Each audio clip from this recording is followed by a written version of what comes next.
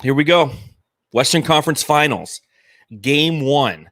Suns versus Clippers, downtown Phoenix. It's 100 in hell outside, but the fans still lined up, showed up for this team, went to the arena, and it was still crazy hot in there too. Because you know what? Even without Chris Paul, Devin Booker shredded the Los Angeles Clippers. The Phoenix Suns have won game 1, are up 1-0 in the series, 120 to 114. I welcome in everybody who is watching live, and Matthew and Espo, and how's everybody doing? Happy Father's Day, huh? Very good. Hell yeah, boys. Look, the nation was introduced officially to Armani mode today. That was the best stretch that I've seen Devin Booker in that second half. 16 straight points, hit the shots they needed, got his first career triple-double. He was amazing. He was legendary. No more B, drop the B. He is legendary. Yeah, to have a superstar that can just really show up in these games, that's something, because a lot of superstars, LeBron, cannot show up in these situations, take over and help win a game for their team.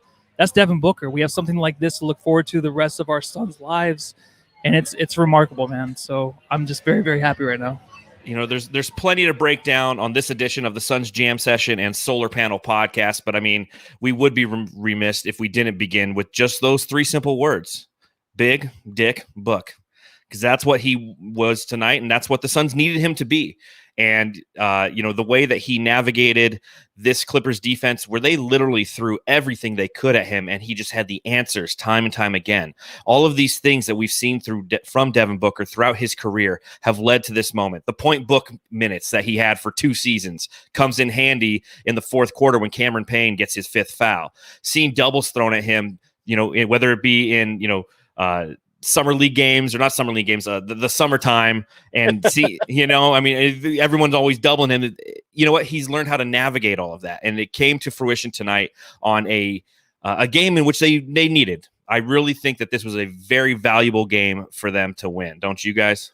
Oh, definitely. Especially with CP3 out, you set the tone. You say, hey, even if this is extended time in the health and safety protocol, we've got this. Right? They stuck it to the Clippers and made a statement in game 1, and that's what you needed to do. You did not want to give up that home court you fought so damn hard for all year long in game 1 of the Western Conference Finals because of a medical technicality, right?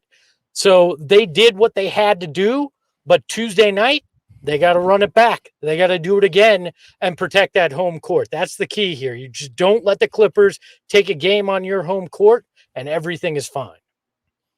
And Matthew, it looks like you're joining us from Zips. So I got a question. Are you going to be chugging with the fellas? Because this is the longest winning streak of the year for the Suns now. This is 8 straight for your Phoenix Suns. So, Matthew, you're chugging with the fellas? I am. Actually, I got a half a beer right here. So let's do it. Okay. Espo, are you going to be having a Coca-Cola Classic? I am not. I didn't have time to grab anything. I was actually watching the game with my dad and ran home to the studio. So I got nothing. You guys chug for me, all right? All right. Well, this one is chugging with the fellas. Let me try that again.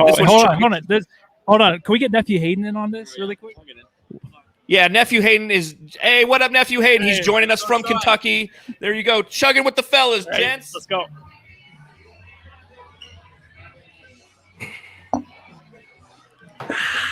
Tastes good. That is some good chugging. And on that note, I'm gonna have to burp. So let's play some intro music, huh?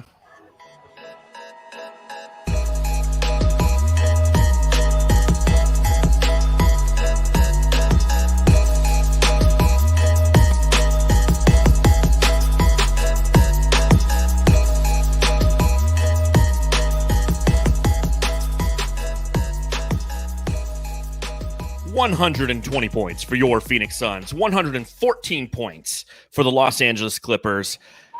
Game 1 goes to the Suns. How we feel? Yes, that is accurate. No, look, I don't think this playoff run's been fun, right? The whole year has been fun.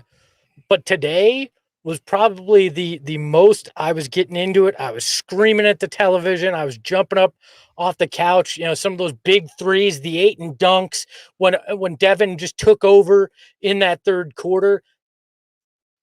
We've said it before, but there is something special going on here. It just feels like this team has everything you need. They have the crowd that's at the best I've ever seen a Suns crowd, and the path is, not looking ahead or anything, but this is the in general, this is the most favorable path a Suns team has had.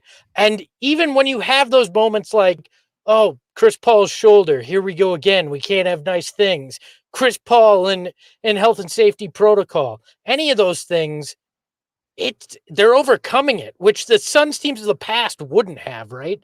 The Suns teams of the past wouldn't be the irritant. They wouldn't be the ones forcing, the toughness in games. They wouldn't be the ones taking charge and making it clear they were the ones running a series. This team does that. Even without Chris Paul today, that defense was great at times, where they swarmed. Mm-hmm. The offense, once, the first half was very jittery, right? I think a team takes over the personality of who's running point, and Cam Payne is very much high energy, a lot of motion, not calm and collected like CP3, and they played like that.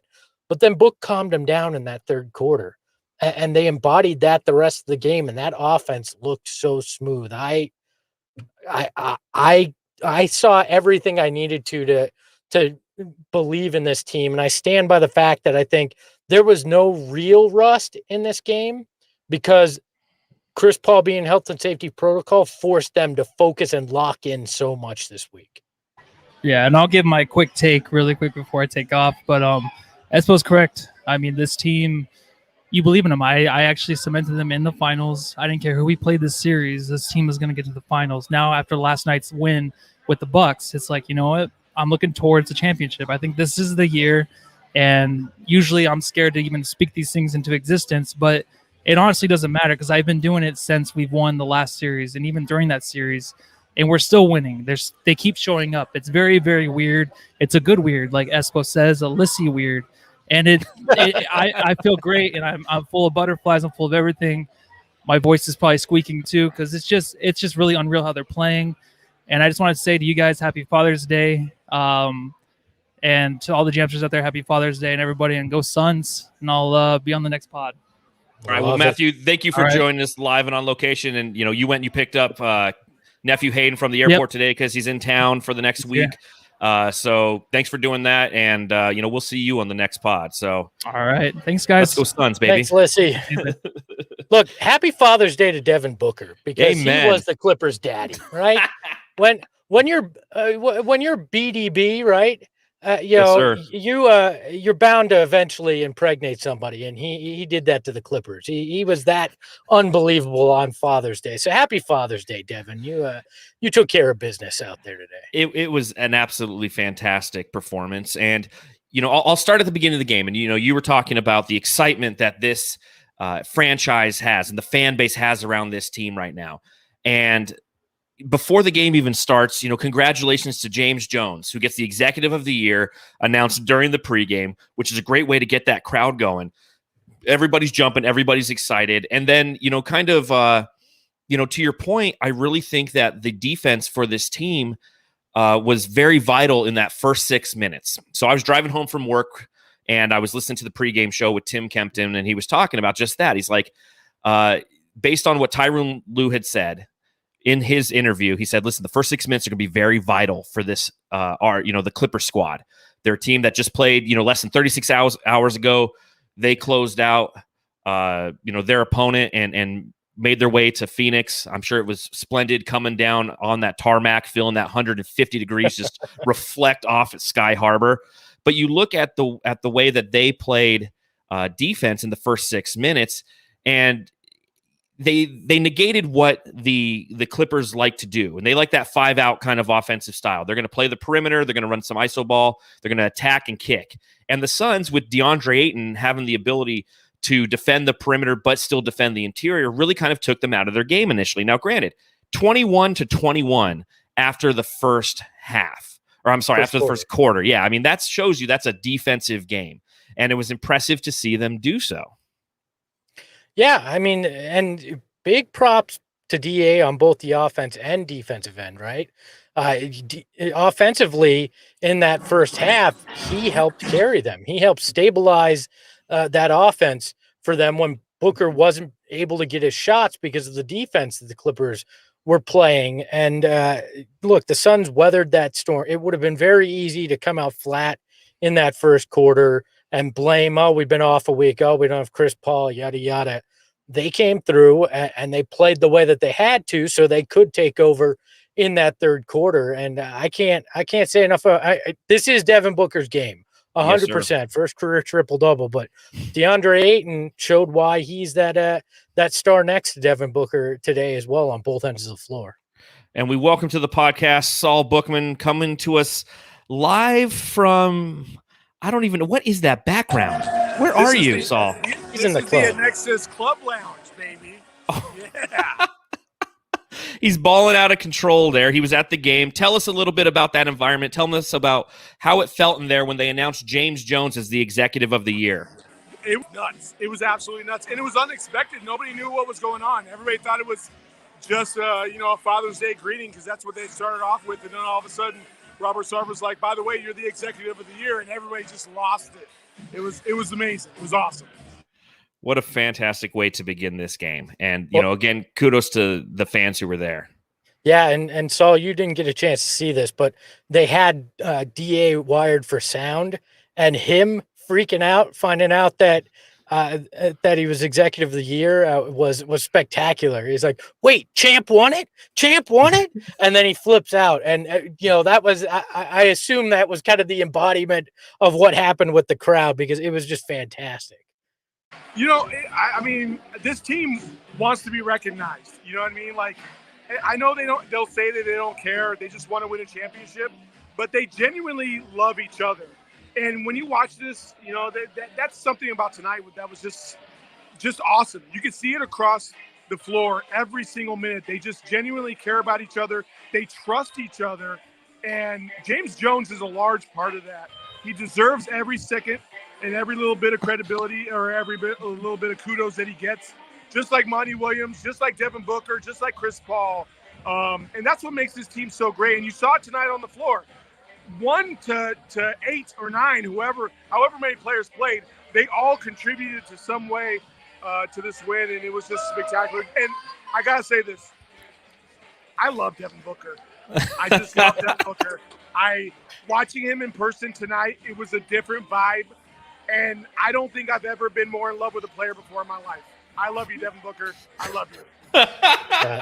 Saul, enjoy the champagne room because that's where we assume you are right now out there. Well, I mean, if this is the champagne room, I'd be waiting for somebody to come in here. Well, maybe you are. Maybe you are. We just caught you in between. He's waiting for Devin, according to that last statement. Look, I think the whole city feels the way you do, Saul. I mean, there is not a guy that right now is more beloved and going to be getting some free drinks and free meals and maybe the key to the city at the end of all this. That's how much people are enthralled with Devin Booker, and rightfully so.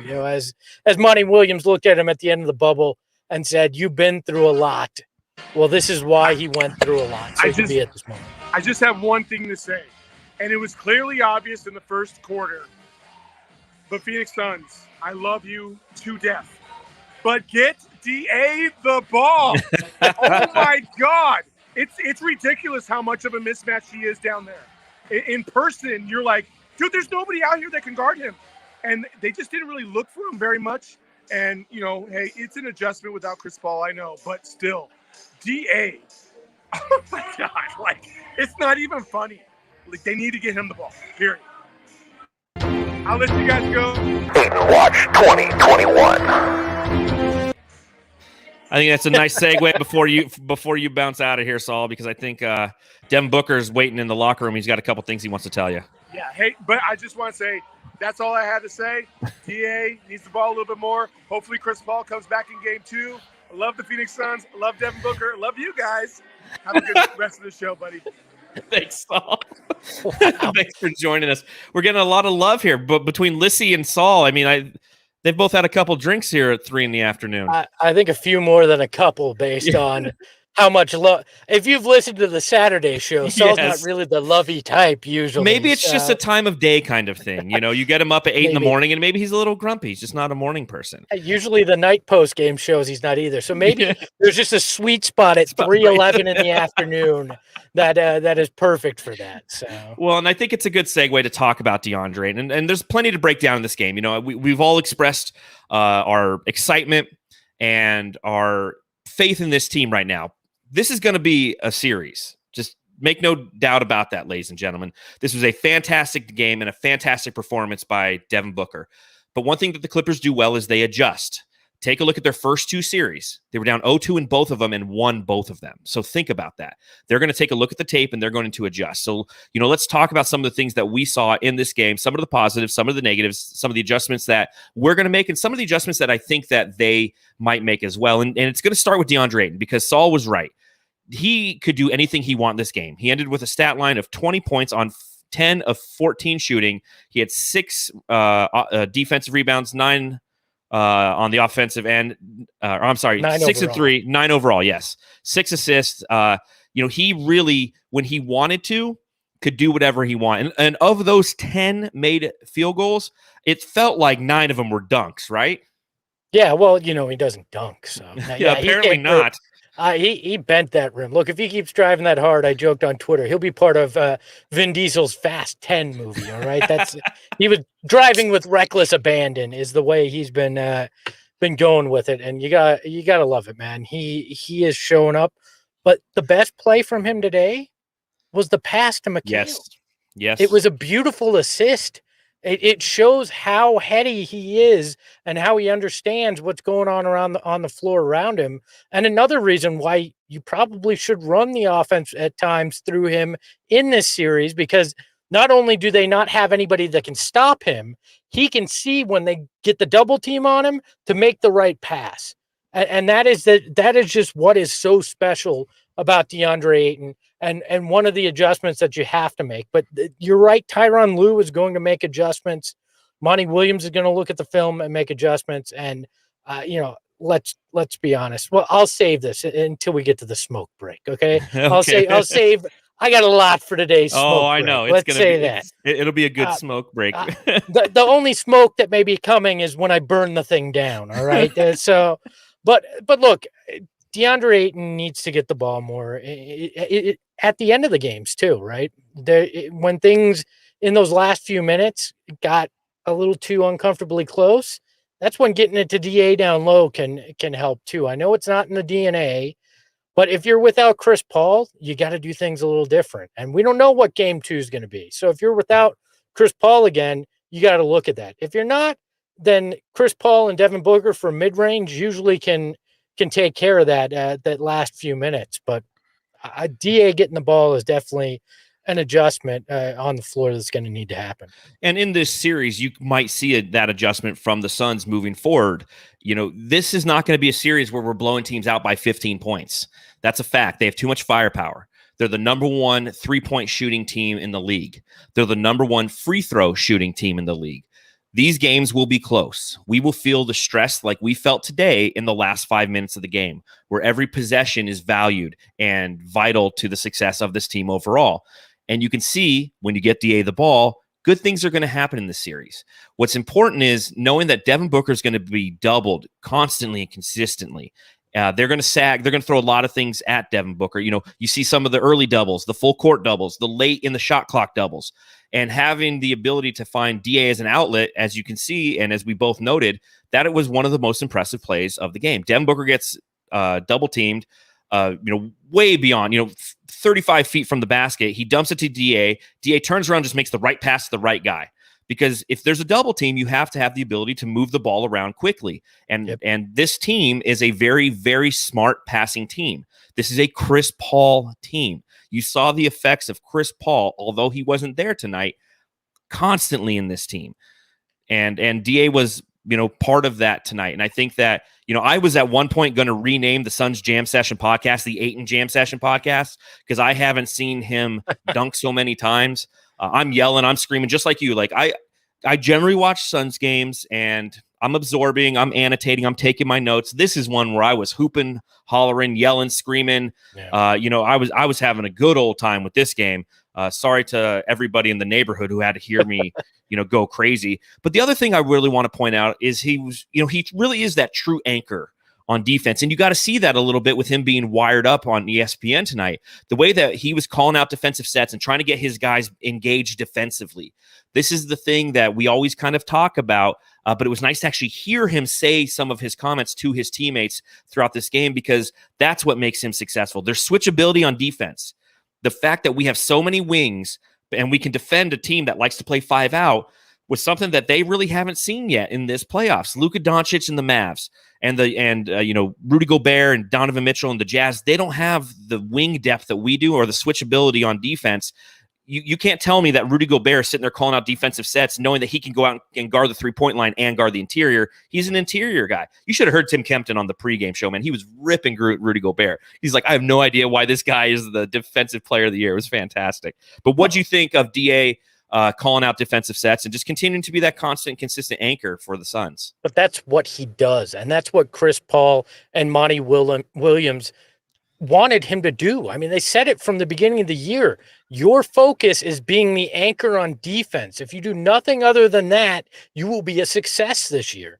And he's done that, and he's brought the offensive game, especially here in the playoffs. So 100% getting exactly what they had hoped for on the defensive end from DeAndre Ayton. And that's why they've been one of the best teams, if not the best team defensively throughout the playoffs. It's that communication. It's his heads up play. It's his ability to actually go out and guard at the perimeter. Like you said, Gobert wasn't doing that. That's why I heard, look, Rudy Gobert got torched by this Clippers team. So why does anybody think DeAndre Ayton's going to be able to do it? And this was a lot of NBA Twitter. Obviously, people who haven't watched the Suns don't understand DA's game. And it's like, no, it's because he's athletic. It's because he can do these things that Rudy Gobert was not capable of doing. And that's why this small ball that the Clippers tried in Utah isn't going to work against DeAndre and the Suns, because he's just too versatile. He came through and he proved that today. Now, I'll give credit to Tyronn Lue. He understood that the second unit didn't have a guy that could compete defensively, especially if the Clippers went big when DeAndre went off the floor. It was the first chess move of this series, and Tyronn Lue in the first half won that to perfection. He got what he wanted out of that. Didn't work in the second as the Suns adjusted at halftime. And there's going to be a lot of that in this series. There's going to be little moves that work in a first half that the other coach adjusts to in the second half and shuts it down. That's why these two coaches are in the Western Conference Finals. But for my money, I'm always going to trust Monty Williams over Tyronn Lue in tight situations. Well, and I'm also going to trust this team and their way to execute Monty's game plan, because they truly are an extension of Monty Williams. I can't necessarily say that for the Clippers for a couple reasons. One, I don't watch every Clippers game, and I haven't lived and breathed every moment of Clippers basketball. But they are a team that has guys who can, have been reputations of having egos. And, one of the guys you're referencing is DeMarcus Cousins, who came out and had 11 points in his first 5 minutes. Mm-hmm. And he was abusing some guy. He was abusing him pretty good. The Saric smoke break. What's sad is when I saw Dario come in the fourth quarter for that brief stint, 2 words came across my lips, and they were, "Oh no, dear Lord." I just look, get the gas-soaked rags, put them all around that Circle K, and flip the match. Burn the thing down, because Dario does not deserve. Actually, Dario should just be on a smoke break if he's gonna do that. On offense, again, he looked lost, flopping around on the floor when he's trying to make moves, and then he got abused by DeMarcus Cousins. Right? I haven't seen somebody. I'm not even going to make that joke. It was bad. It's a Cousins joke. You can go there where you want, right? Think about it.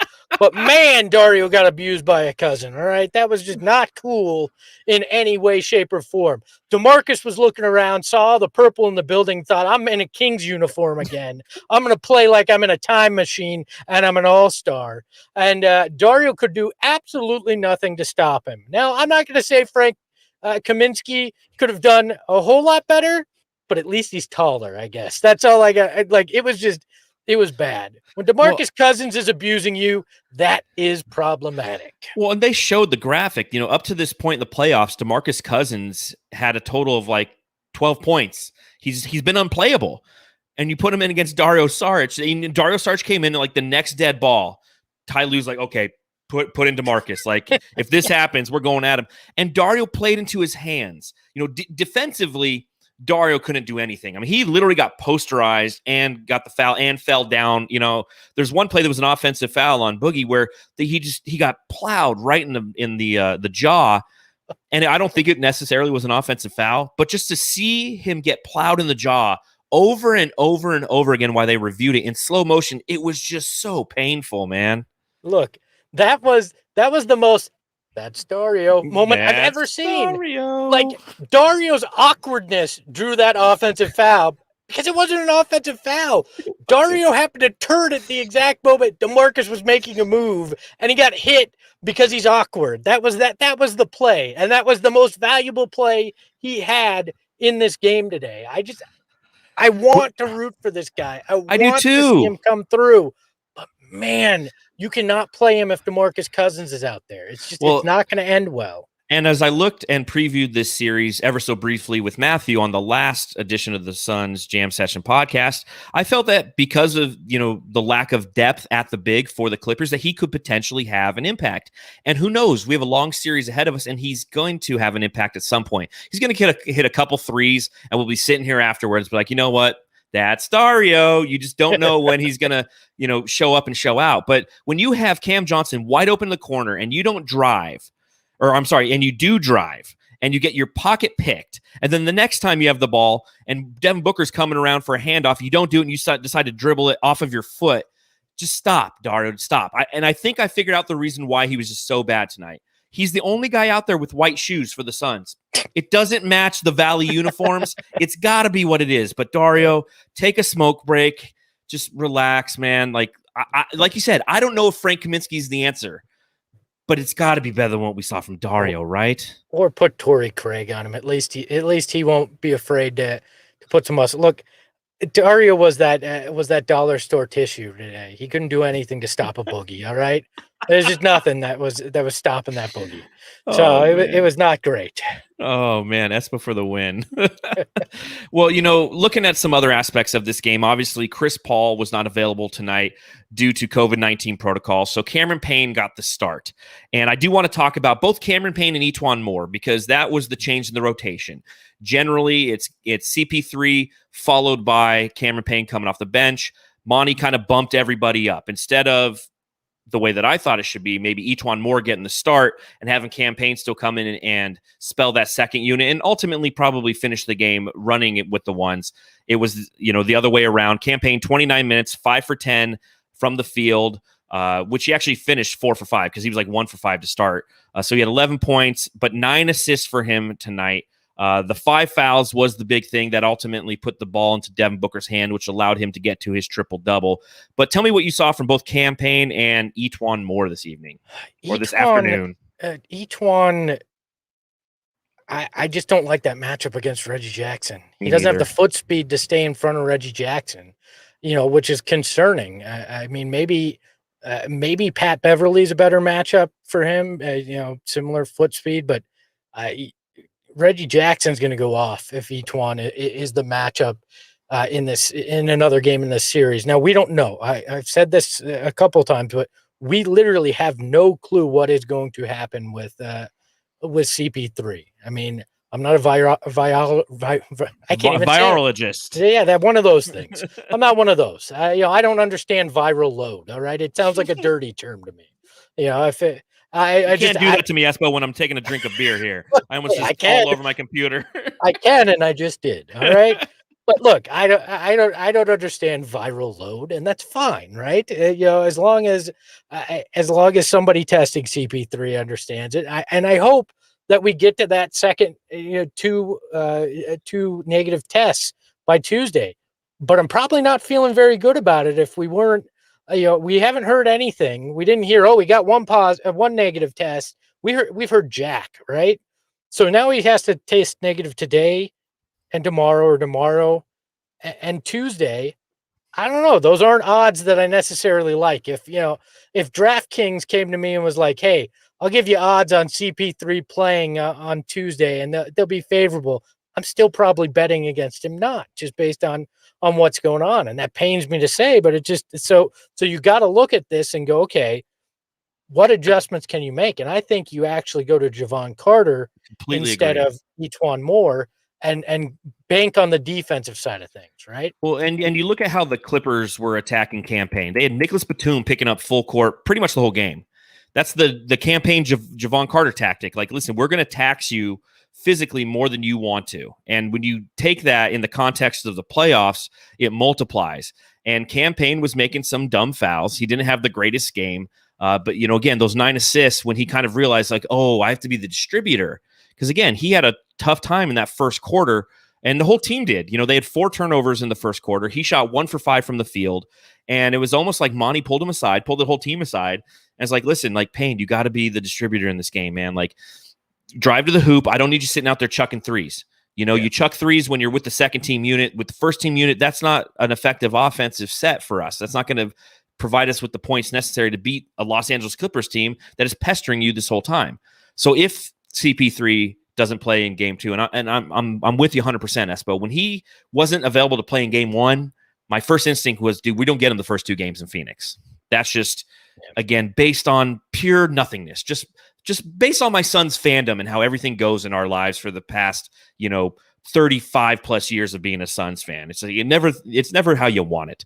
And the Suns, through all that, push through that tonight. And you hope that that occurs again on Tuesday night. But I agree with you 110%. Javon Carter is the answer, because when you have Reggie Jackson, who just, like you said, foot speed, lateral quickness, you don't get that from Etuan Moore. Etuan Moore is more of an offensive player than he is a defensive player. And even tonight, he couldn't get his offense going. In 11 minutes, he ended with 0 points, had a couple assists, but a turnover. He's 0 for 1 from the field. So he was really a non-factor in this game, outside of the fact that he was just giving up perimeter shots at will. And that's where the Clippers really made that push in the third quarter.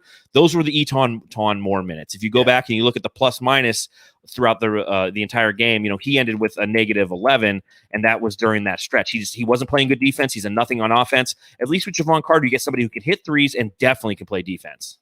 Yeah, well, and the chat right now is saying, oh, well, Javon isn't a distributor. I don't think you need a distributor with that second unit.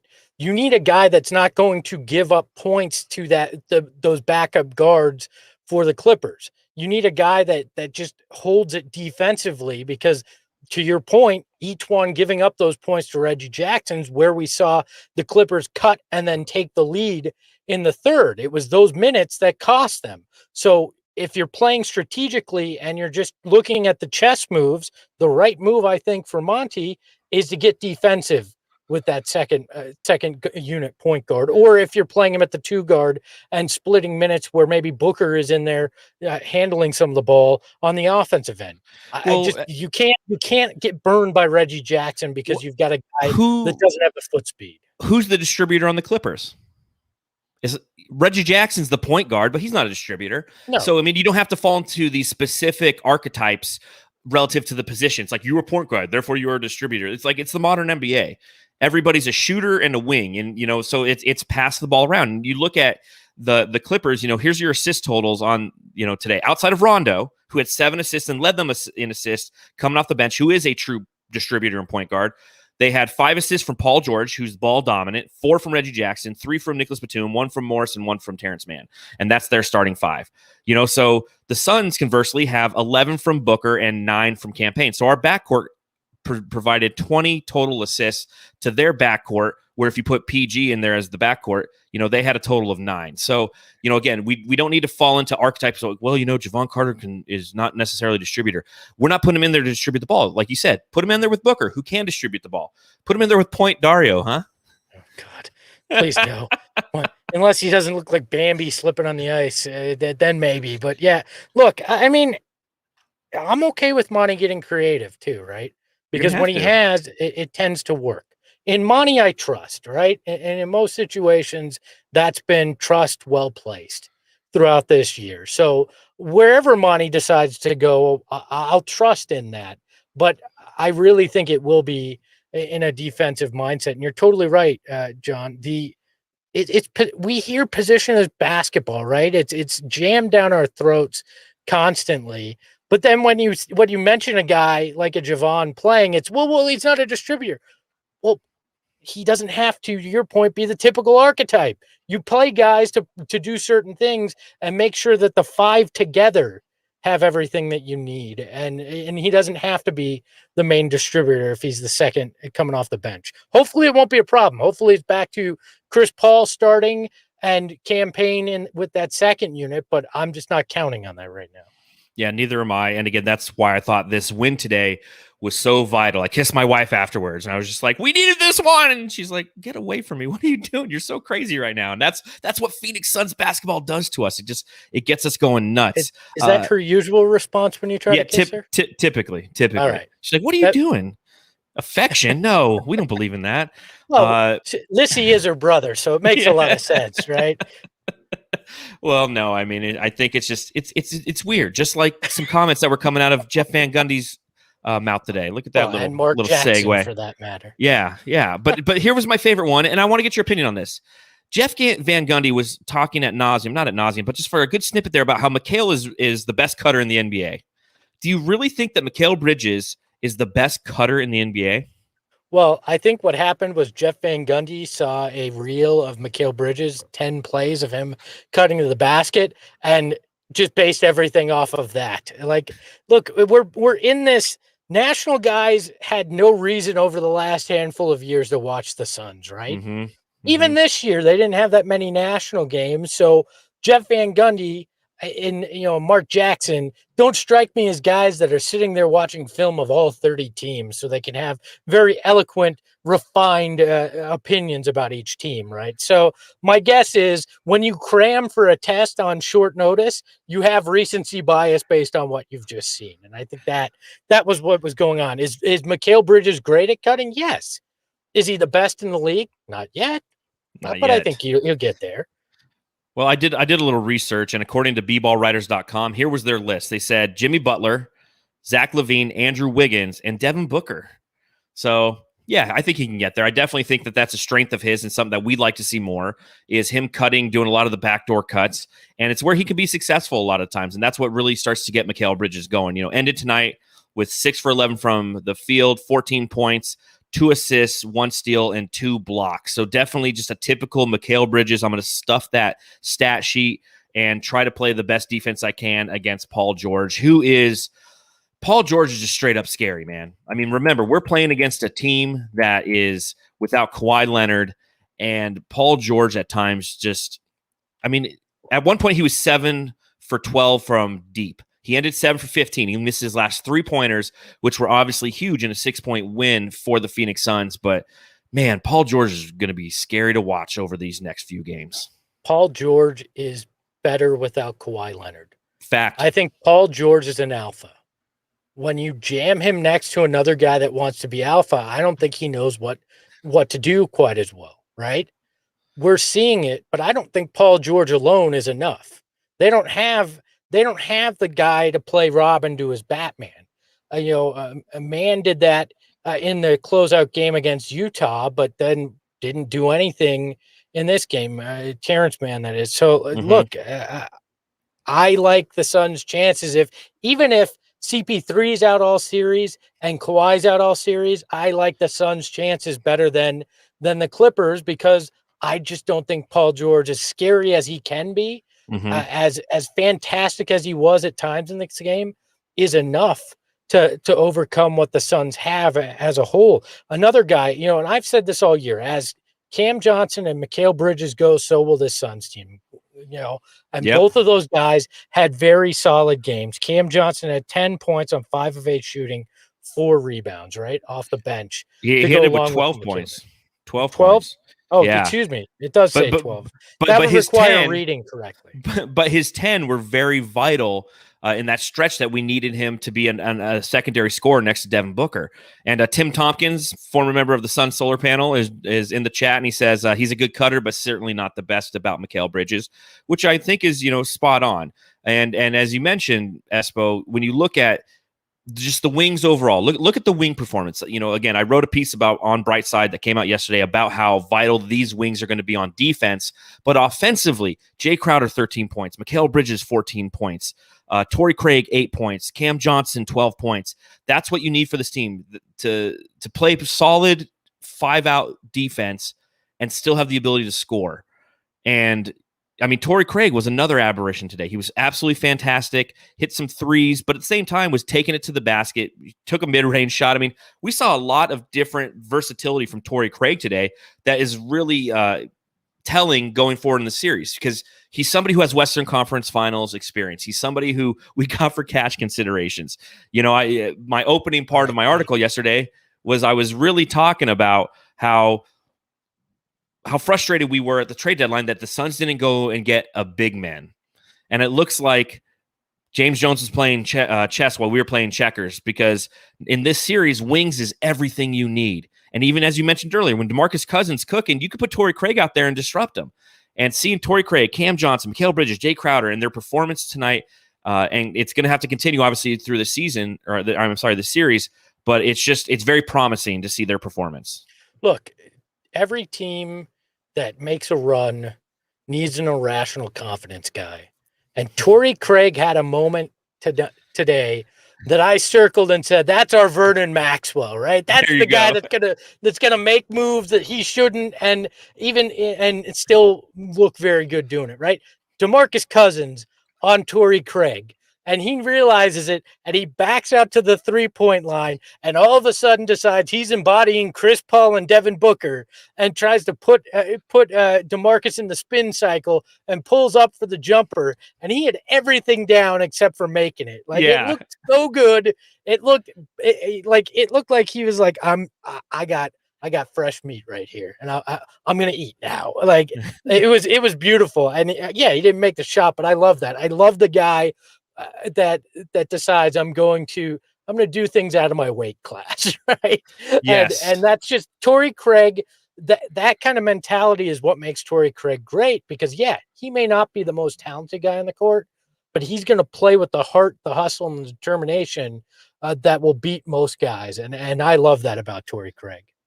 Yeah, irrational confidence, such a great way to put it. And and a very physical approach to the game, which is going to be needed in this series.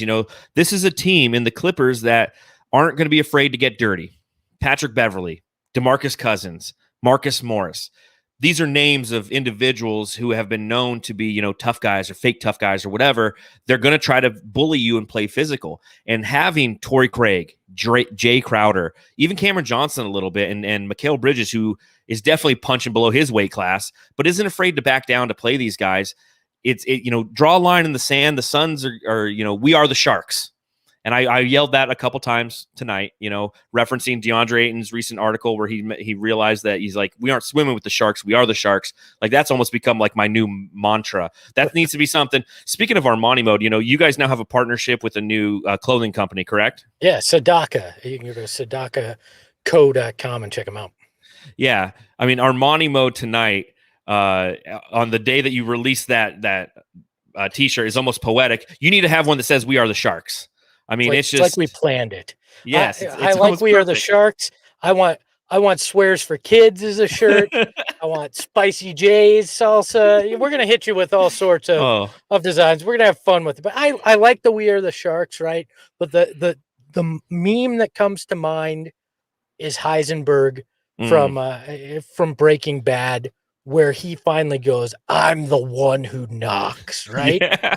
It's the moment where he realizes I'm no longer that teacher. I'm the villain, right? I'm the guy that's going to control what happens. That's been the last two series for the Suns. No longer are they the fun bubble boys. Are they the surprise guys that we saw in the regular season? They know that they have this in their control, that they can go out there and they can will their way to doing what nobody expected them to be able to, and that other people should be afraid of them, not the other way around. Yeah, the hero has become the villain, just like Heisenberg essentially did. And I'm okay with being the villain because you see it a lot on Twitter and social media. For those of you who live in that space, you see it a lot. There's some Suns haters out there now. And it's nice to have Suns haters come at us with, they're frustrated with our success, not making fun of our lack of success after all these years. I think a lot of us Suns fans have really earned it. And that's why we really enjoy these moments, and we enjoy spending them with you, whether you are a Jamster or a flaming baller. It's fantastic to come together as a community and talk about these games, analyze what we've seen, and just be excited overall. I mean, again, there is a vibe in the Valley of the Sun right now that only Suns basketball can bring. And I'll tell you this, I went to a Diamondbacks game last night against the Dodgers. It was a Dodgers home game like I've ever seen in my life. I go every time the Dodgers are in town, I go, and I've never seen it. So I ran into Alan Williams, said, "What up, Big Sauce?" He was there. But it was unbelievable to see. And I saw more Suns gear than I did Diamondbacks gear.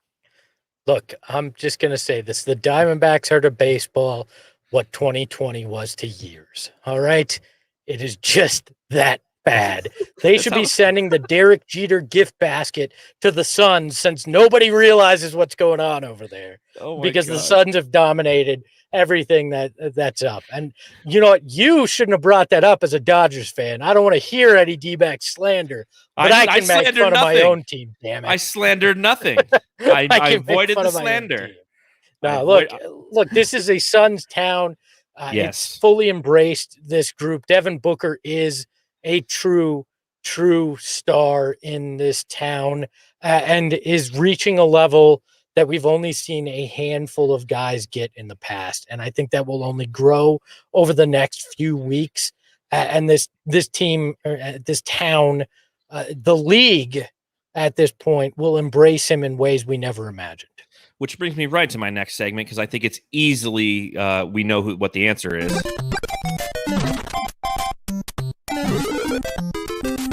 Jam Star of the Game. This is a reminder to everybody who is watching. I didn't even give out these instructions at the beginning of the podcast. I was so excited. Wherever you're watching on YouTube, go ahead, subscribe, rate, review, give those thumbs up. If you're listening on the Bright Side of the Sun Podcast Network, please do the same. If you're watching along live, please let us know in the chat who your Jam Star of the Game is. I think it's unequivocally, it's Devin Booker. I saw a stat, I think so says Jay, our buddy over at Fanning the Flames podcast, posted on Twitter. Booker assisted or scored on 43 of the Suns' last 50 points in this game. A triple-double for the first time since Steve Nash did it in the playoffs. The first playoff triple-double for a member of the Phoenix Suns since 2005. I mean, watching him grow up has just been fantastic as a Suns fan. Because trust me, when he was in year 2 and 3, I was a frustrated Devin Booker fan. I'll admit it. I've written things about it in the past where I didn't think that he could lead a team. I thought he was an all-volume guy, and he continues now as he's grown into his role and who he is. And you see the different aspects, as I mentioned earlier. You see the different aspects of his career and how it's culminating in this playoff run. It's unbelievably impressive. And to steal a tagline from the Jazz, take note, ladies and gentlemen. The rest of the NBA has front row seats to a superstar being born, and it's not in the same way that Donovan Mitchell or Trae Young or all these other guys are coming up. It's not the same way. It's the attitude that he has. He's a fucking killer, man. Like, you see it in his face. He is business all the time. I was watching Donovan Mitchell in Game 6 2 nights ago. He's screaming and yelling, after he hits a three, and you don't see that from D-Book, man. He's like, yeah, I hit that three. I'm supposed to hit that three. On to the next. And I mean, easily my Jam Star of the game.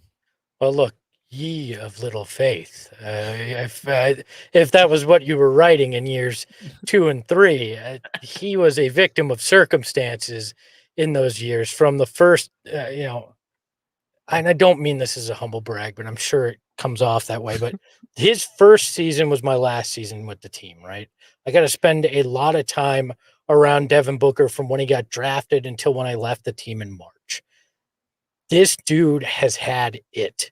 I remember going to Toronto when he was there for the 3-point contest and for the Rising Stars game and watching this guy. And it was also Kobe's last All-Star game. And there was just something about him and the way he carried himself, the way he approached it, the reverence he had for being part of that weekend. And you had felt it being around him in general, right? And he just had something special. He had it. He had that mentality, right? The way Kobe watched Jordan and started to embody things that Jordan did. You could tell that Booker wanted to do that with Kobe Bryant, right? And it's evolved. But the thing was, he was a good kid too. Like, you don't always get that from these guys, but he was a good kid too. And I call him a kid. He was 18 at the time, but He was a kid. you could see the foundational parts of this, and he's just carried that. You're right. Every aspect of this journey, he learned something. Most guys pout and whine and go, "Get me the hell out of this city." And Devin Booker seemed to use those as lessons, as building blocks, and slowly has built up to where he is now. And you're right. He's got that look where it's like, yeah, I just scored 16 straight points, but it's not enough. I want to rip your heart out before this is over. I want to be the one that runs this game. And I love it. We have never had a guy quite like that. Barkley was jovial. Nash was quiet, but didn't take those shots in the big moments. He was about getting his teammates the shots in the big moments. Devin Booker is a straight out superstar with killer instinct. And that's why this feels different. You know, it's that mentality. And I love it. 100% the jam star of the game. But instead of that Mario clip where he gets the star, Devin Booker's the angry son that just is attacking Mario in that level, right? And Mario's the Clippers, and they're in trouble because there ain't no water in the desert for them, right? Well, and it's the way that he does it on the court too. You know, I mean, he had a really good game, you know, behind the 3-point line, better than he normally does. You know, he's 3 for 7. You know, I mean, typically Booker, a 2 for 5 game is solid. You know, he's not a guy who chucks up 15 3-pointers like Paul George did, but he ends with 40 points, 13 rebounds, 11 assists, only had 2 turnovers in this game. And it was a lot, again, from the mid-range. You know, the Los Angeles Clippers outscored the Suns 20-13 relative to the 3-point line. They made 23s in this game, and they lost by 6. The Suns only made 13. It's because Devin Booker is the master of the mid-range. I am going to get to my spots. You're going to try to double me. I see it coming. I'm going to beat you with quickness. I'm going to get to my spot. And I mean, it was bonkers what he was doing in that second half tonight. It was absolutely insane. And you're right. You know, we've never had somebody who is our version of a Michael Jordan, somebody who is our version of a Kobe Bryant, somebody who's just a straight cold-blooded killer who you have confidence every time he shoots the ball. And tonight I did. Tonight, every chance he had, he was putting it up, and it felt like it was going in. And you know what? If he barely missed, it was just by that, barely. It was a left-handed layup when he was taking on the entire team. You know, that was pretty much it. You know, he did score those 40 points, going 15 for 29 from the field, so 29-40. I'm okay with that efficiency, especially with, you know, your all-NBA second-teamer out with COVID-19 protocols. You know, and there's so much more. We're just tapping the potential of this guy. Like you said, he's 24 years old. This is his first playoff run. And he's got this team in the Western Conference Finals, and he's up 1-0 after a triple-double performance when his team needed it, and with the crowd behind him, and still not looking happy afterwards. You know, I watched the interview with Rachel Nichols, and he was just like, dude, DA was big. He's like DA and Saric, thanks for those screens. Oh, yeah. Look, we won't see Devin Booker in a moment where it's joy until the job's done, right? Mm-hmm. And then the first thing he's probably thinking of is, how do I get that gold medal? And the second thing he's thinking of is, how do I repeat? Right? Yep. There's going to be like 5 minutes that Devin Booker enjoys it before he gets back to business, because that's the way he's built. And that's the way this team is going to win. I think it was Gerald Bourguet on Twitter said, Devin's out here looting, which was a reference back to the people. I don't remember what national guy said, he's a looter and a riot. He can only score because, everybody else sucks around him. And then the other guy, somebody responded right after. So this is what a riot looks like. And I was like, thank you. People remember these things. People remember the crap that Devin Booker took all these years. And somebody in the chat said, and they're 100% right, the only way you can hate Devin Booker right now is hating him for his success that you're seeing now. And I'm fine with that. I am fine finally being the team that has somebody that other teams hate because he's so damn good. It's our turn. We've waited a long time for it. And I did want to spend a couple minutes before we get out of here today sharing our thoughts. Brains? Right after this, and again, I don't want to get ahead of ourselves in any way, shape, or form. We have a tough series that lies ahead of us. But you're always looking at the Eastern Conference. We have a Game 7 that's going on tonight between the Sixers and the Hawks, and the Nets lost last night. Again, I was at the Diamondbacks game. I was watching the game on my phone the whole time. My wife's like, why didn't we just stay at home? Because you're watching, I'm like, it's a valid point. It's really hot in this stadium right now. But the Bucks winning, and that's going to be a tough team if we're blessed enough to get to the NBA Finals, or the Sixers or the Hawks. I mean, whoever's on the other side, it's not going to be easy if we get there. But knowing the Nets are gone, what are your thoughts on the Nets as we wrap a bow on their season and tell them to go away? Well, my irrational Suns fan mind gets put at ease a little bit because I thought, the way this is really going to end, it's going to be the Suns make it to the finals against the Nets. It goes 7 games, and you got to watch Nash, Amari, and D'Antoni win a title on Phoenix's home court. Well, you know what? That irrationality is out the window now. Thank God. I like that. And when you look at it, what's on the table, right, in all likelihood is you got to take care of the Clippers and beat L.A., has always been a massive thing for Phoenix, regardless of which LA team it is, and you could do it twice. Then it's likely either the timeline versus the process, which will be fascinating as those two teams took a route that many people trashed to get better, or you're playing the Bucks, the team that came into the league at the same time as you, the team that beat you in the coin toss for Lou Alcindor, that many people believe started whatever the hell the curse that has gone on with the Suns has been. It's like all debts come due right now. And I like that. It's a revenge tour, and you got to focus on the Clippers. The Clippers have come back from 2-0 multiple times. So don't, as Monty says, don't get happy on the farm. Amen. Right? And I because think when you get happy valuable. on the farm, you know what happens when you get happy on the farm? You end up milking the cow. Oh, you get slaughtered. Right? You don't be the fat pig on the farm because you're going to be somebody's bacon soon enough. All right. No love for the Hawks. I don't know. I just, here's that narrative. I'll give you that narrative. That's the Suns and the Hawks made the right pick, and Luka's sitting there watching them. And then DA gets to prove himself that, look, I was the right number one choice. So anyway, shape, or form, things are coming due. But don't overlook the Clippers. One game is great. You did it without CP3. Give me 3 more. Give me 3 more. Like, that's when we can talk about the finals and who's the matchup and the chances for a championship. One game at a time. Game 1 was fantastic and fun. Let's hope that maybe there's only 3 more we have to go through. I'm guessing we got a bit of a roller coaster. I'm saying Suns in 5, and I said it the other day. I'm going to stay with that. But game 1 in the books, and it was the way you hope it went. Amen. And real quick, I'll just give my 2 cents on the Nets. Thank God, glad they're done. I hate seeing teams like that are constructed in that manner win.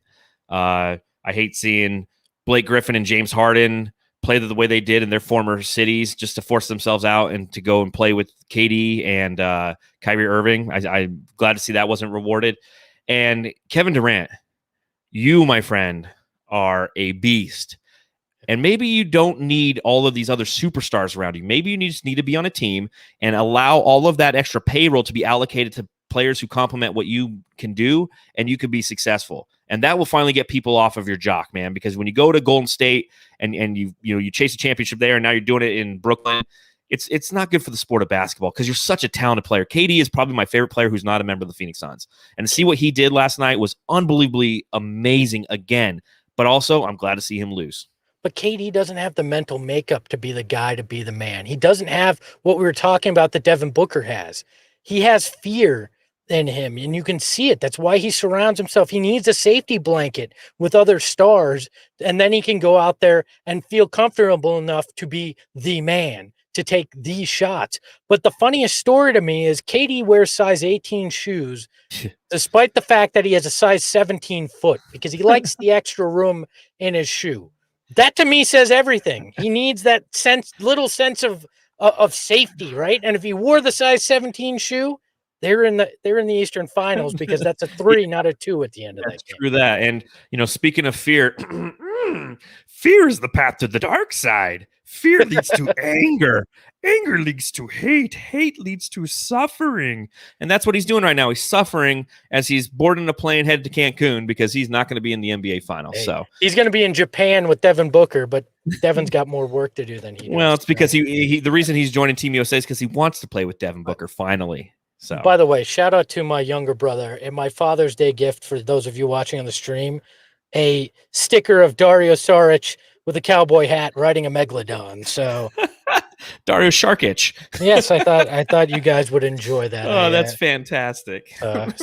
Coda Kid in the chat, was that Kermit? That was my best. Yoda. I don't know. Yoda and Kermit are the same person. Yeah, it's the same thing. They're both little green guys who have kind of a funny voice there, Miss Piggy. Totally different, as you can see.